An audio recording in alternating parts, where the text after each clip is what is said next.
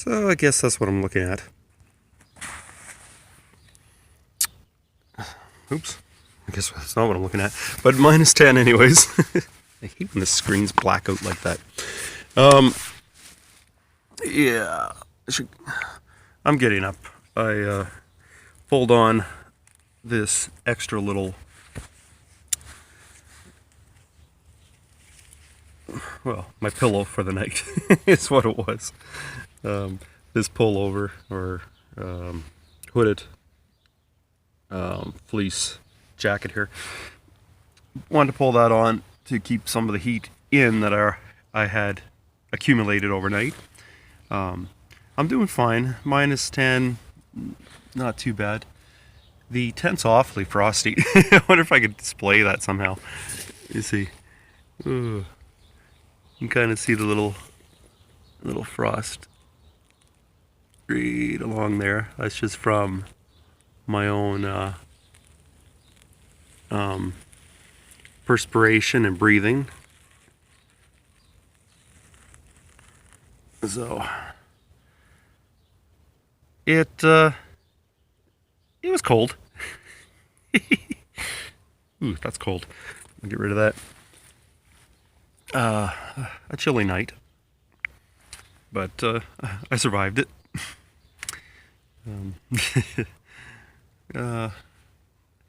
Yeah, but frosty in here for sure.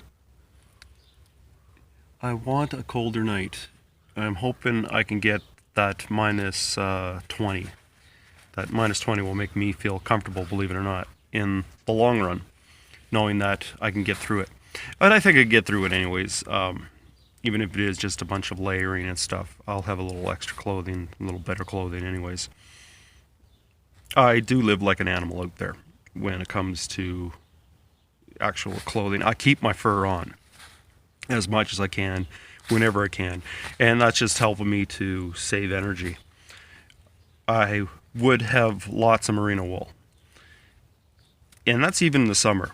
I don't think people think about putting wool on in the summer. If you think about wool, you are thinking about winter and keeping warm. But during my bike ride, I had this one long sleeve shirt, and if you look at my website, you'll find it there. That shirt that I have on, that red shirt that goes, well, right down to my wrists. I had that on most of the time. I think I might have had a t-shirt to go along with that for slightly hotter days. Yeah. No, I don't know if I did actually. It was such a rainy summer 2009. I had rain every day, especially on the way back. It was every single day. I'll give you an example. One time in Winnipeg there, it was a conveyor belt of thunderstorms, one after another. It would get sunny, hot, 25 degrees. That 25 degrees would bubble up clouds and it would rain like a bugger. And then it would stop. So I was putting on rain gear, taking off rain gear, putting on sunscreen, and the rain gear was taking off the sunscreen. So it was quite a long, frustrating day for me. It was like, holy cow.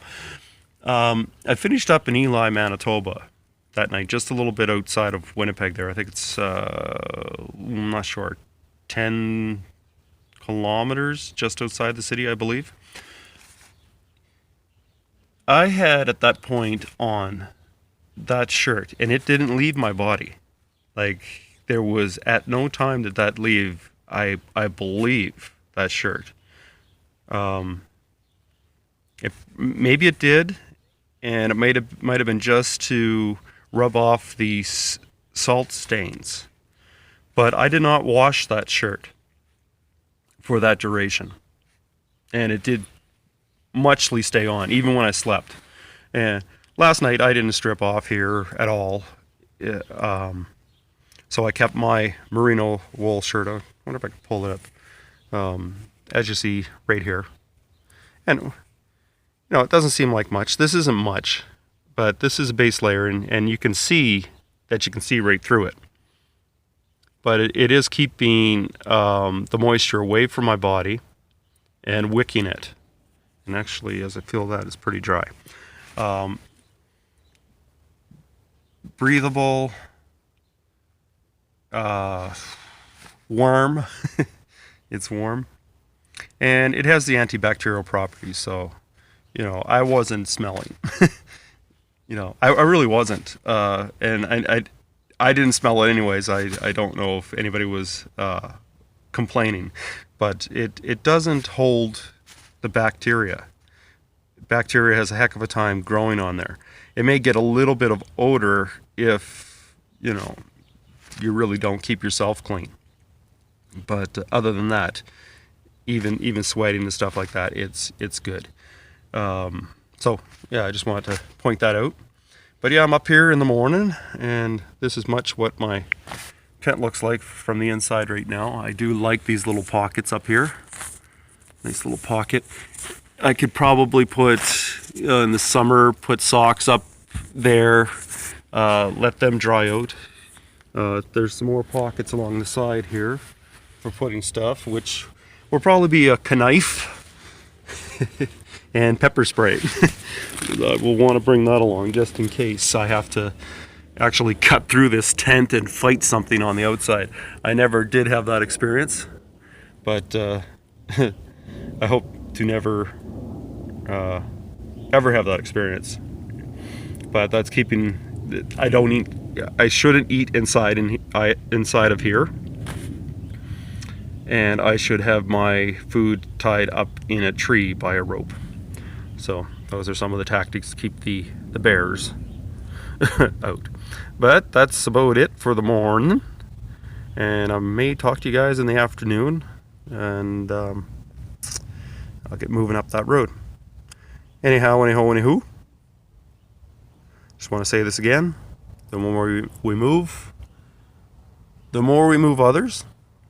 And no, I did not shiver last night. Not a once.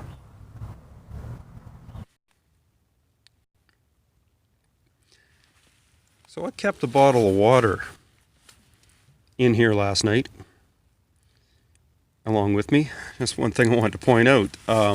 I kept it in the backpack, kind of wrapped up in some of the warmth here of the. Actually, that's a synthetic / merino wool long john. I have another pair of long johns on as I speak, and I think the underneath here, it's the same. I think it's full merino wool. That's what I have on right now. This is more of a synthetic. But that said, I managed to keep the water by putting it in there